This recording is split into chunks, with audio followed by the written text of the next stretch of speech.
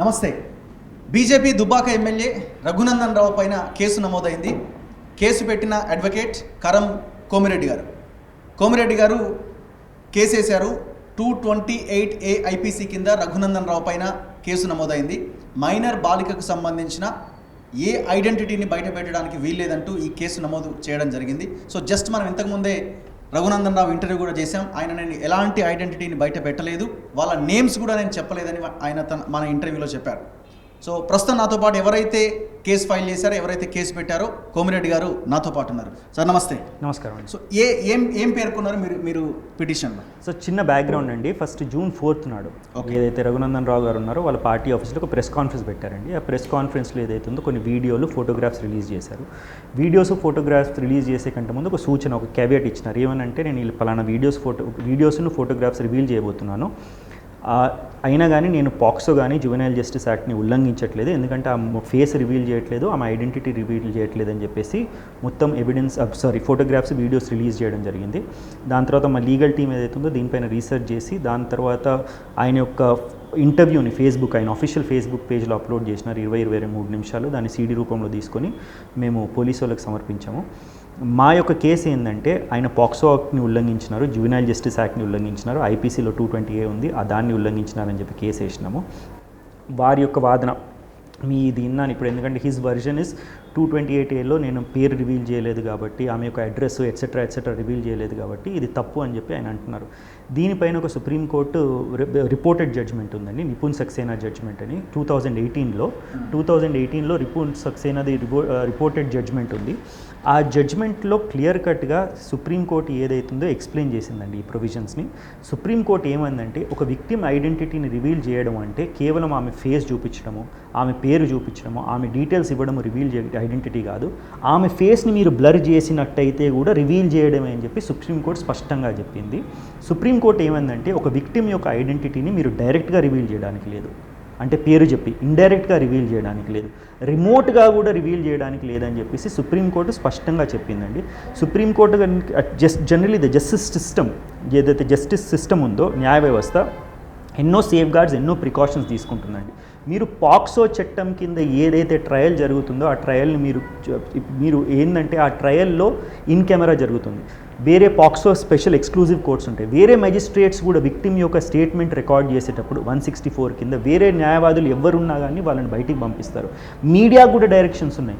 మీడియాలో మీరు ఏదైతే సహజంగా ఒక మర్డర్ కేసుని ఎలానైతే రిపోర్ట్ చేస్తారో, అలానే పాక్సోని ప్లస్ దీన్ని రేప్ కేసుని రిపోర్ట్ చేయడానికి లేదు. అంటే మీరు సింపుల్గా ఏమనొచ్చు అంటే, పలానా ట్రయల్ జరుగుతోంది ఈరోజు అనొచ్చు, కానీ పలానా విట్నెస్ ఇది అన్నాడు, పలానా విట్నెస్ అది అన్నాడు సహజంగా మనం చెప్తాం కదా రేప్ కేసులో, మర్డర్ కేసులో ఎక్సెట్రా. ఇందులో చెప్పడానికి లేదని కూడా సుప్రీంకోర్టు స్పష్టంగా అందండి. For the benefit of your viewers నేను ఒక సెంటెన్స్ ఒక్కటి చదువుతానండి. In another instance, footage is shown on the electronic media where the face of the victim is blurred, but the faces of her relatives, her neighbors, the name of the village, etc. is clearly visible. This also amounts to disclosing the identity of the victim. Supreme Court ఏమందంటే, పలానా కేసులో అమ్మాయి యొక్క ఫేస్ని blur చేస్తూ ఆమె యొక్క neighbours, ఆమె యొక్క రిలేటివ్స్ ఫేసులు చూపించినారు కాబట్టి ఇది కూడా రివీలింగ్ ఆఫ్ ది ఐడెంటిటీయే, ఇది కూడా నేరమే అని చెప్పి సుప్రీంకోర్టు అంది. రఘునందన్ రావు గారు వారి యొక్క వీడియోస్లో ఫేస్ చూపియనప్పటికీ కూడా పక్కనున్న అబ్బాయిల ఫేస్లు అయితే కనిపిస్తున్నాయి కదా, వాళ్ళ నేబర్స్ అయి ఉండకపోవచ్చు, రిలేటివ్స్ అయి ఉండకపోవచ్చు. ఆ ఫేసులు చూసి ఈ అమ్మాయి ఎవరో మీరు నేను గ్రహించలేకపోవచ్చు, ఎందుకంటే మనం ఆ ఏజ్ బ్రాకెట్లో లేము, మనం జూబ్లీస్లో లేము, ఆ రోజు పార్టీలో లేము. ఆ పార్టీలో ఉన్న వ్యక్తులు కానివ్వండి, ఆ జూబ్లీస్లో వ్యక్తులు కానివ్వండి, ఆ ఏజ్ గ్రూప్లో వ్యక్తులు అయితే తెలుస్తుంది కదా. అందరి దగ్గర మొబైల్ ఫోన్లు ఉన్నాయి కదా. ఇప్పుడు ఐడెంటిటీ ఈజ్ రివీల్డ్ కదా. ఐడెంటిటీ ఒక్కసారి రివీల్ అవుతే ఎవరైతే బాధితురాలు ఉందో, ఎవరైతే విక్టిమ్ ఉందో, she goes through a lot of trauma, కాబట్టి చేయకూడదు అని చెప్పి సుప్రీంకోర్టు అంది. ఇంకో విషయం చెప్తాను, కొన్ని ఇంటిమేట్ ఫొటోస్ ఉన్నాయి అందులో. ఆ ఇంటిమేట్ ఫొటోస్ రివీల్ చేసినారు. ఆ ఇంటిమేట్ ఫొటోస్ రివీల్ చేస్తే కూడా సుప్రీంకోర్టు ఏమందంటే, ఫస్ట్ మనం బోర్న్ ఎక్కగానే ఫస్ట్ క్వశ్చన్ ఏమడుగుతారు, if the victim is a young girl who has been dating and going around with a boy, she is asked in intimidating terms as to why she was dating a boy. The victim's first brush with justice is an unpleasant one where she is made to feel that she is at fault, she is the cause of the crime. Supreme court ఏమందంటే, ఒక్కసారి బోన్లో అడుగుపెట్టినప్పుడు, ఎవరు victim అడుగుపెట్టినప్పుడు first cross ఎగ్జామినేషన్లో ప్రశ్నలు అడిగేది ఏంటంటే, నీ వయసు ఎంత, నువ్వు ఎవరితోనున్నావు, boy. Her first brush with justice itself is unpleasant. ఏదైతే ఫోటోగ్రాఫ్ రఘునందన్ రావు గారు ఇచ్చినారో ఆయన ఉద్దేశం రాంగ్ ఉండకపోవచ్చు. ఇది పెద్ద ఆయుధం ఉండబోతుంది ఎవరికి? అబ్బాయి తరఫు లాయర్స్కి. ఇప్పుడు ఈ కేసు ఏమైనా డైల్యూట్ అయిందా? డెఫినెట్లీ కేసు డైల్యూట్ అయిందా? కేసు డైల్యూట్ అయిందా, కేసు స్ట్రాంగ్ అయిందా, అదంతా పక్కన పెడదామండి. యాజ్ అ లాయర్ అయినంత ఎక్స్పీరియన్స్ నాకు లేదు. I really look up to me as a lawyer. నేనేమంటున్నానంటే ఏదైతే ఫోటోగ్రాఫ్స్ రిలీజ్ అయినాయో దాంతో తప్పకుండా ట్రయల్లో ఈరోజు కాకుండా ఫ్యూచర్ డేట్లో నా ఉద్దేశ ప్రకారం మై వ్యూ ఇస్ కొంచెం వాళ్ళకి ఆయుధం అందించినట్టు. ఏ రకంగా ఆయుధం వాళ్ళకి అందించినట్టు అవుతుంది? ఇప్పుడు మీరు చదివినిపించాను, మీరు చదివినిపించారు కరెక్ట్. ఏ రకంగా వాళ్ళు ఈ కేసుని వాళ్ళు అప్పర్ హ్యాండ్ సాధించడానికి ఇదే అంటే ఐ డోంట్ అవన్నీ చెప్పదలుచుకోలేదండి, because I don't want to reveal anything at this time. But definitely ఇప్పుడు ఏంది అంటే ఈ ఫోటో చూపించిన తర్వాత 100 ప్రశ్నలు అడగొచ్చు. ఇప్పుడు మీరు అర్థం చేసుకోవాల్సింది ఏంటంటే ఎవరైతే ముద్దాయిలు కూడా ఉన్నారో ప్లీజ్ అండర్స్టాండ్ రఘు గారు, వీరు అంత influential people. They will have access to the best lawyers in the country, not in our city. And the best lawyers will make the maximum use of this photograph during the time of trial. Okay. And you please wait and watch. So ఆ వీడియోలో మనకు కనిపిస్తున్న దాంట్లో ఇప్పుడు ఒక చర్చను ఏం తీసుకొచ్చారంటే అమ్మాయి కన్సెంట్ లోనే జరిగిందా అన్న పాయింట్ ని కొంతమంది రేజ్ చేస్తా ఉన్నారు. Exactly you have hit the nail in the head. So ఇది లీగల్ గా ట్రయల్ లో ఏమైనా ఇబ్బందా? ఇది ఒక పబ్లిక్ ఒపీనియన్ ఫామ్ అయింది కదండి, ఒక పర్సెప్షన్ ఫామ్ అయింది కదా. ఒక్కసారి ఈ పర్సెప్షన్ ఫామ్ అయిన తర్వాత, ఈ పబ్లిక్ ఒపీనియన్ ఫామ్ అయిన తర్వాత just assume what the girl is going through, the kind of trauma. మీరు అంటున్నది this is general public perception. ఆ ఫోటో చూసిన తర్వాత సహజంగా ఒక వ్యక్తి అనుకునేది ఏంటంటే దిస్ ఇస్ కన్సెన్షువల్ కాబట్టి, ఒక పబ్లిక్ ఒపీనియన్, ఒక పబ్లిక్ ది వ్యూ ఫామ్ అయింది కాబట్టి that is definitely going to hamper her. కానీ లీగల్గా కోర్టు ప్రకారం, చట్టం ప్రకారం మైనర్ బాలిక కన్సెంట్లో ఉన్నా లేకపోయినా అది రేపే కదా? రేపే అండి. బట్ కోర్టు ముందు ఇవన్నీ consent is not a consent. But definitely this will be a strong defence కదండి. ఇప్పుడు ఒక డిఫెన్స్ లాయరు ఆయన డిఫెన్స్ ప్రిపేర్ అయ్యేటప్పుడు 100 డిఫెన్స్లు ప్రిపేర్ అవుతాడు. This will be one of the defence. Whether ఆయన దీంతో సక్సెస్ఫుల్ అవుతాడా, సక్సెస్ఫుల్ అవ్వడా, అవన్నీ పక్కన పెడదాం. నేను ఏమంటున్నానంటే కేవలం ఈ డిఫెన్స్ తీసుకోవడం వల్ల ఆయన కేసులో గెలుస్తాడని నేను అనట్లేదు.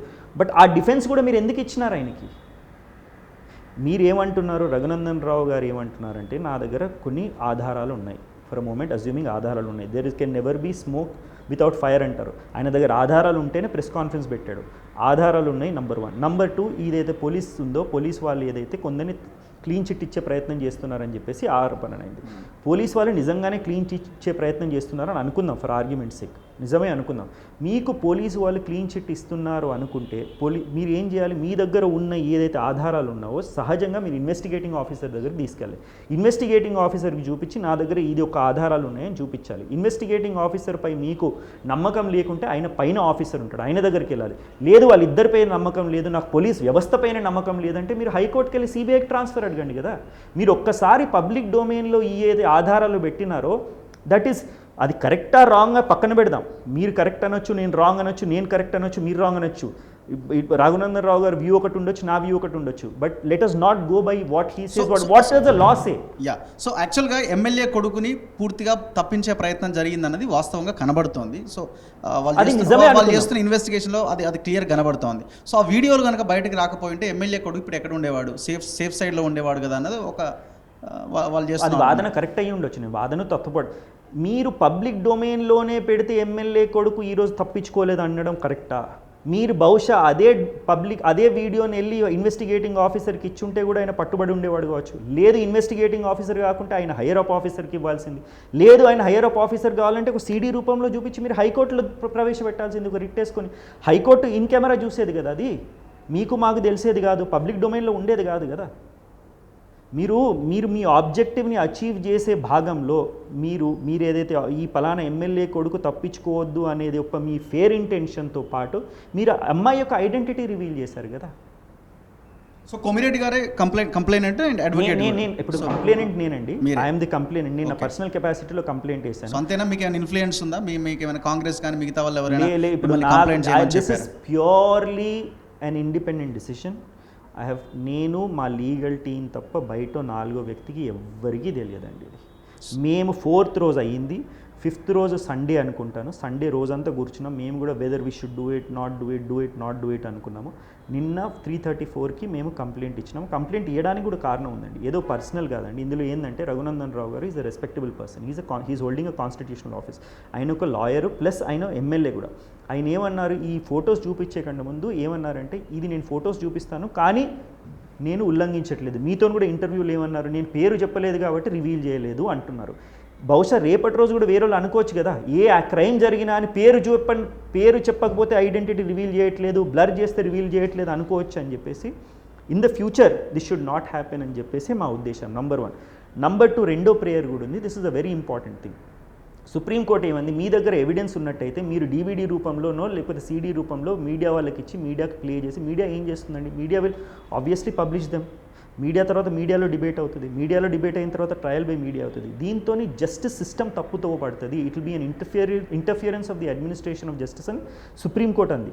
సో మేమేమన్నామంటే, అసలు ఈ వీడియోలు ఎలా వచ్చినాయి? ఇప్పుడు వీడియోలు ఎక్కడి నుంచో రావాలి కదండి, అది పబ్లిక్ డొమైన్లో లేదు కదా, CCTV ఫుటేజ్ కదా, ఒక ప్రైవేట్ ఫోన్ నుంచి వచ్చినాయి. ఆ ప్రైవేట్ ఫోన్ నుంచి వచ్చినాయంటే ఎలా వచ్చినాయి అవన్నీ పోలీసులకు చెప్పాలి కదా, ఎలా ఒరిజినేట్ అయింది, ఎందుకు ఒరిజినేట్ అయింది. మీరు కేవలం ప్రెస్ కాన్ఫరెన్స్ పెడితే నేను కంప్లైంట్ ఇచ్చాను కదా, అలా కంప్లైంట్ ఇవ్వచ్చు కదా. ఆయన anybody can set the criminal law into motion. ఇక్కడ హత్య జరిగింది అనుకోండి, మా ఆఫీస్లో ఎవరైతే హత్య చేయబడ్డారో వాళ్ళ బంధువు కానీ చూసిన వ్యక్తి కంప్లైంట్ ఇవ్వడానికి లేదు. క్రిమినల్ లాలో ఏముందంటే, CRPCలో any person can set the law in motion. This is not a private dispute కదా, నేను చెక్ బౌన్స్ కాలేదు కదా. ఇప్పుడు నా దగ్గర ఆధారాలు ఉంటే నాకు ఆధారాలు కోర్టుకు ప్రజెంట్ చేయాలి, ఇన్వెస్టిగేటింగ్ ఆఫీసర్కి ప్రజెంట్ చేయాల్సిన బాధ్యత నా పైన ఉంది. నేను చేయనట్టయితే అది కూడా నేరమే. సో మీకు ఈ రీజన్స్ కనిపిస్తున్నాయి, అంతకుమించి వేరే రీజన్ ఏం లేదు. ఏంటండి, కొమిరెడ్డి గారు గతంలో ఏమైనా ఇట్లాంటి కేసెస్లో మేము ఉన్న కంగనా రనౌత్ కేసు అయిందండి. కంగనా రనౌత్ మేము వెళ్ళాము, దాన్ని కూడా మేము ఎక్కడ కూడా సింపుల్గా మేము ఎలా అయితే లా ఫాలో అవ్వాలో అలా ఫాలో అయ్యాము. సైఫాబాద్ పోలీస్ స్టేషన్కి వెళ్ళాము, కంప్లైంట్ ఇచ్చాము, CP గారికి ఇచ్చాము, ఎటువంటి చర్యలు లేవు. దాని తర్వాత నాంపల్లి క్రిమినల్ కోర్టుకి వెళ్ళాము, కేసు ఫైల్ చేసినాము. దాని తర్వాత పోలీస్ స్టేషన్ వాళ్ళు రిఫర్ చేసినారు. అందులో కూడా దేర్ వాజ్ అ రీజన్. మేము కూడా దాన్ని ఊరికే కంప్లైంట్ ఇవ్వలేదండి, complaint back by case laws, ఎందుకు తప్పు అని కూడా చూపించినాము. కోర్టు మాతో అంగీకరించింది. కోర్టు సైఫాబాద్ పోలీస్ స్టేషన్కి డైరెక్షన్ ఇచ్చింది. సైఫాబాద్ పోలీసు వాళ్ళు తక్షణమే FIR చేయకుంటే మళ్ళీ మళ్ళీ కోర్టుకి వెళ్ళి కోర్టును ఆశ్రయిస్తే మెమో ఇష్యూ అయిన తర్వాత FIR అయింది. సో ఇప్పుడు సుప్రీంకోర్టు గతంలో ఇచ్చిన తీర్పు, ఒకవేళ ఇట్లాంటి కేసెస్లో చనిపోయిన కేసెస్లో కూడా ఫోటో రివీల్ చేయడానికి అవకాశం లేదు. ఇప్పుడు ఫోటో రివీల్ చేయడానికి లేదు. కాకపోతే ఏమందంటే, సుప్రీంకోర్టు ఒక అడల్ట్ అయ్యి ఉంటే, for example if she is an adult అయ్యి ఉంటే కన్సెంట్తో చేయొచ్చండి. ఇప్పుడు మీరు పార్క్ స్ట్రీట్లో ఒకటి క్యాల్కటాలో ఒక రేప్ కేసు అయింది.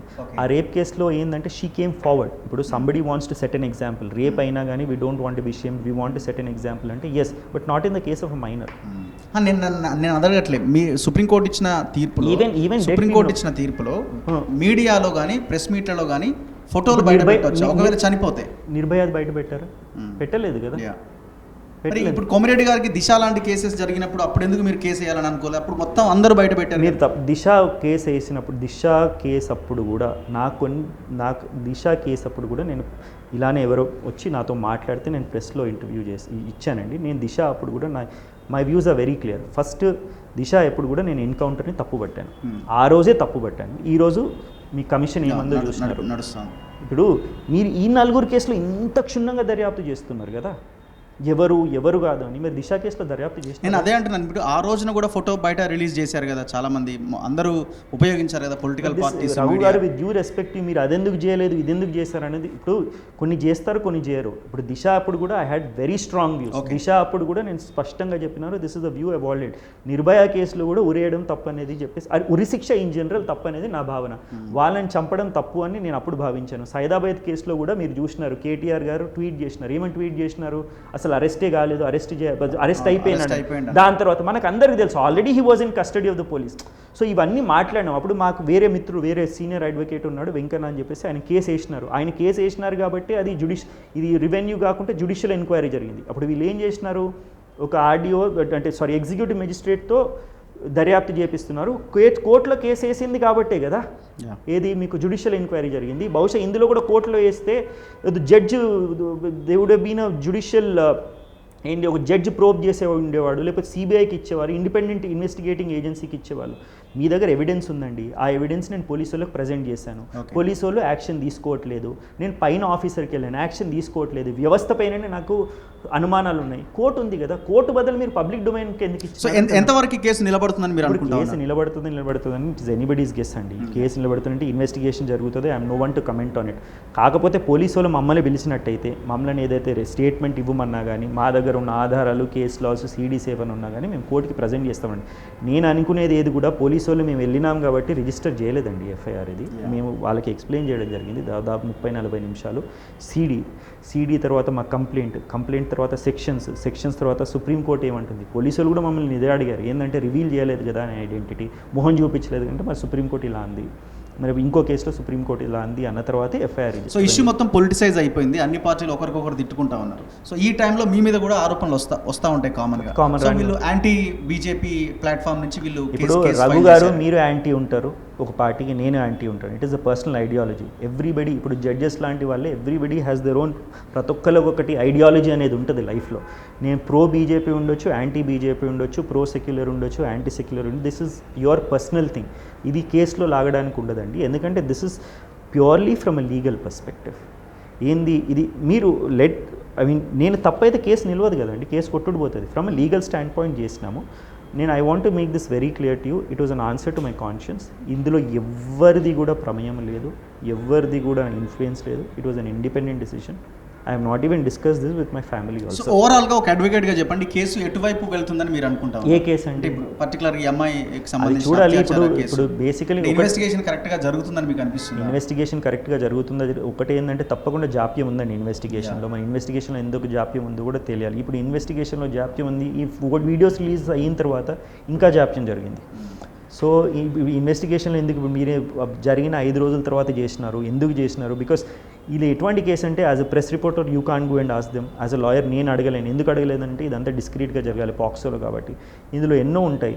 బట్ రఘునందన్ రావు గారికి నేను బెనిఫిట్ ఆఫ్ ద డౌట్ ఇవ్వాలనుకుంటున్నాను. ఆయన దగ్గర ఆధారాలు బహుశా ఉంటాయి, ఫలానా వ్యక్తి ఉన్నాడు ఇందులో అని ఆయనకి కఠినమైన, అంటే if he has hard core evidence he should present it but not hold a press conference and reveal the identity. So ఒక చిన్న విషయం చెప్పండి, దిశా కేసు అప్పుడు మనం చూసాం, అందులో కూడా మైనర్లు ఉన్నారని తెలిసిన తర్వాత కూడా బయటకి ఫోటో రివీల్ చేశారు. వాళ్ళు పోలీస్ స్టేషన్లో ఉంటే వీడియోలు కూడా బయటకు వచ్చాయి, అంటే పోలీసుల సమక్షంలో వాళ్ళు నిలబడ్డ వీడియోలు మనం ఎన్కౌంటర్కి బిఫోర్ తీసుకెళ్లి వాళ్ళని చంపేశారు. ఈ కేసులో ఇదే మీడియా జర్నలిస్టులు మేము డీసీపీని క్వశ్చన్ రేజ్ చేసినప్పుడు డీసీపీ చెప్తున్నది ఏంటంటే వాళ్ళు మైనర్లు, వాళ్ళు జువైనల్స్ అది కాబట్టి వాళ్ళ ఐడెంటిటీ మేము రివీల్ చేయలేమంటున్నారు. ఇది ఎట్లా ఏ రకంగా చూడాలి? రెండు కేసులో రెండు విరుద్ధమైన ఆలోచన. దీన్ని ఏమంటారు? సెలెక్టివ్ జస్టిస్ అంటారు. సెలెక్టివ్ జస్టిస్ అంటే ఏకి ఒక న్యాయం, బీకి ఇంకో న్యాయం. దిశా కేసులో నేను ఇదే అన్నాను. దిశా కేసులో కూడా పబ్లిక్ అవుట్రేజ్ ఎంత ఉండింది కదండి. ప్రతి ఒక్కరు లేదు ఎన్కౌంటర్ చేయాలి. ఇప్పుడు ఒక కమిషన్ గుర్చింది, ఇన్ డీటెయిల్డ్ ఎంక్వైరీ జరిగింది. వాళ్ళ ఆధార్లు కూడా అది basically nobody has gone to check their school records ప్రకారం వాళ్ళు బైనరు లేదు, ఆధారం చూపించేసి వాళ్ళు మేజర్గా చూపించినారు. అందులో కూడా సుప్రీంకోర్టుకి వెళ్ళి కేసు వేసిన తర్వాత అందులో సెలెక్టివ్ జస్టిస్ జరిగింది. అందులో పబ్లిక్ అవుట్రేజ్ ఎంత ఉండింది, విపరీతమైన public outrage.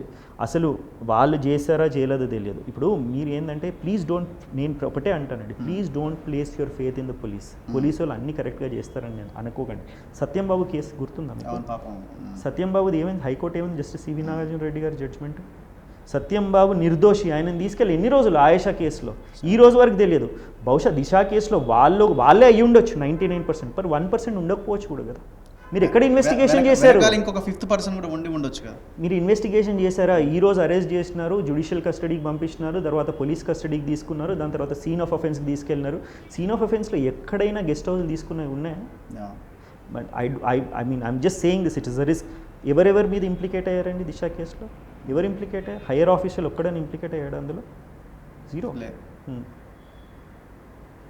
So that is this is selective justice. You're right, అందులో ఒక చట్టం ఇందులో ఒక చట్టం. కాకపోతే ఏంటంటే ఐఎమ్ నాట్ అగేన్స్ట్. నేనేమంటున్నానంటే this should not become a president. రేపటి రోజు అందరూ ఇప్పుడు వాళ్ళతప్పుడు కామనర్ ఉన్నాడు, రఘు గారు ఉన్నారు, ఎక్స్ ఉన్నారు, వై ఉన్నారు, సెక్షన్ చదువుతారు. సెక్షన్ ఏమంటుంది మీకు? సెక్షన్ 23 ఏమంటుంది? డోంట్ డిస్క్లోజ్ ది ఐడెంటిటీ అంటది, right? Don't disclose the identity అంటే రఘు గారు ఎవరో ఎక్సెట్రా ఏమనుకోవచ్చు. డిస్క్లోజర్ ఆఫ్ ఐడెంటిటీ మీ నేమ్. కరం పేరు చెప్పట్లేదు కదా, కరం మొహం బాపిస్తున్నాను కదా. కరం పక్కన వేరే 2 లాయర్లను మీరు పెట్టినప్పుడు how much time does it take to know if it is Karam? So పోలీసులు కూడా ఒక డీసీపీ స్థాయి అధికారి ప్రెస్ మీట్లో వాళ్ళకి సంబంధం లేదు అని చెప్పొచ్చా? క్లీన్ చిట్ ఇచ్చేయచ్చా ఇన్వెస్టిగేషన్ లేకుండా? ఇప్పుడు ఒక మినిస్టర్ మనవడి మీద ఆరోపణలు ఉన్నాయి, హోంమంత్రి మినిస్టర్ మనవడి మీద ఆరోపణ, సరే చేయకపోయి ఉండొచ్చు, ఆయన లేకపోయి ఉండొచ్చు సీన్లో.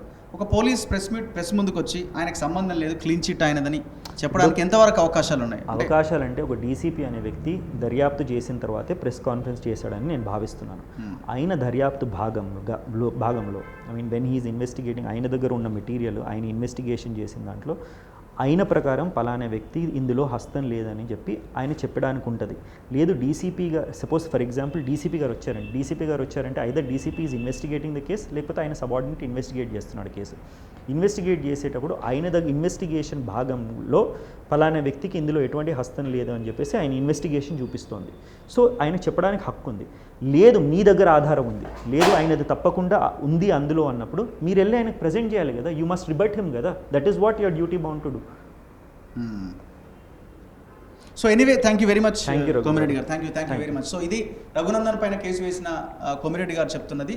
కేసు డైల్యూట్ అయిందో లేదో తర్వాత విషయం, కానీ నాకున్న సమాచారం మేరకి, నాకున్న ఉన్న సోర్సెస్ మేరకి సుప్రీంకోర్టు గతంలో ఇచ్చిన గైడ్ లైన్స్ తీర్పుల ప్రకారంగా నేను ఇది కరెక్ట్ కాదు అని కేసు వేయడం జరిగింది అంటున్నారు. సో కోర్ట్ డిసైడ్ చేస్తుంది నెక్స్ట్ ఉండబోయే పరిణామాలు ఏంటన్నది అని చెప్తా ఉన్నారు. కెమెరామెన్ మోనిద్దీన్తో రఘు, తొలి వెలుగు.